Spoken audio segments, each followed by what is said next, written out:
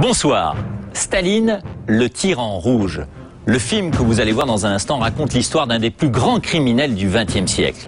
Au départ, sa motivation n'était ni l'argent ni la gloire. Staline croyait à l'égalité entre les hommes.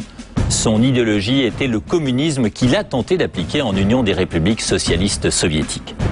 Dans le monde entier, il a suscité un incroyable espoir. On lui a voué un culte sans précédent, notamment en France. Mais dans les faits, Staline a martyrisé son peuple. On estime aujourd'hui qu'il est responsable de la mort de 20 millions de personnes. Staline, le petit père des peuples, était un être sanguinaire, paranoïaque, fanatique. Pendant près de 30 ans, personne n'a su l'arrêter. Staline est mort il y a un demi-siècle, mais le monde d'aujourd'hui n'est pas plus qu'hier, à l'abri d'hallucinations collectives, de régimes tyranniques et de crimes de masse. En vous racontant la vie et les crimes de Staline, M6 a voulu, comme lors de notre soirée consacrée à Hitler, vous rendre cette histoire très actuelle et compréhensible. Ce film est le fruit d'un travail d'enquête et de recherche d'archives jusque-là inexploitées, notamment des archives provenant de fonds russes. Elles ont été longtemps censurées, puis ignorées car rappelant un passé gênant. Nous avons également privilégié les témoignages d'époque, discours, cahiers intimes, lettres, parfois inédites. Enfin, pour la première fois, vous allez voir un film sur Staline entièrement en couleur. Nous avons choisi de coloriser les images tournées en noir et blanc pour rendre ce film plus actuel.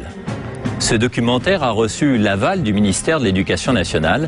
Les professeurs peuvent l'utiliser en classe.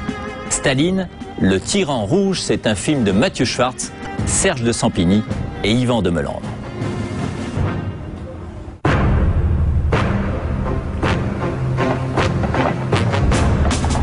Été 1945.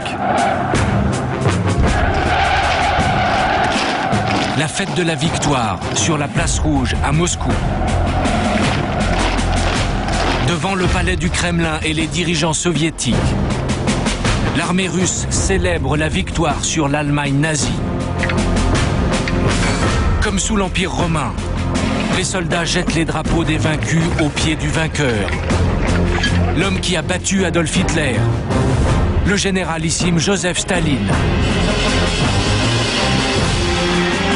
Après 20 ans de pouvoir personnel, le maître de l'URSS est au sommet de sa gloire. Un poète écrit: Staline, tu es plus haut que les hauts espaces célestes, et seules tes pensées sont plus hautes que toi. Ton esprit, Staline, est plus lumineux que le soleil. On l'appelle le petit père des peuples. Dans le monde entier, il incarne l'espoir d'une société plus juste. Il est l'idole de centaines de millions de personnes.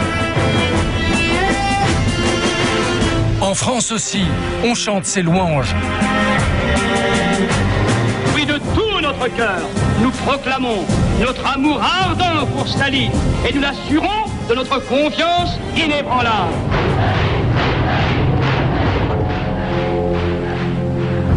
Pourtant, cet homme est l'un des plus grands criminels de l'histoire.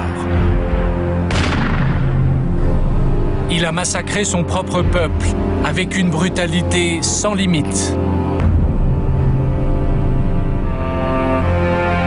Nous anéantirons sans pitié quiconque menace par les faits ou même par la pensée l'unité de l'État.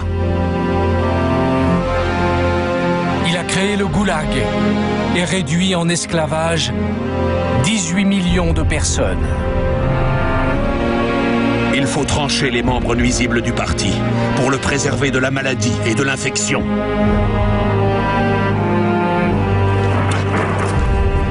Il a provoqué avec cynisme des famines qui ont fait 7 millions de morts. La mort est le problème. Plus d'hommes, plus de problèmes. Il a sacrifié sa famille à son propre pouvoir. Un vrai bolchevique ne devrait pas avoir de famille.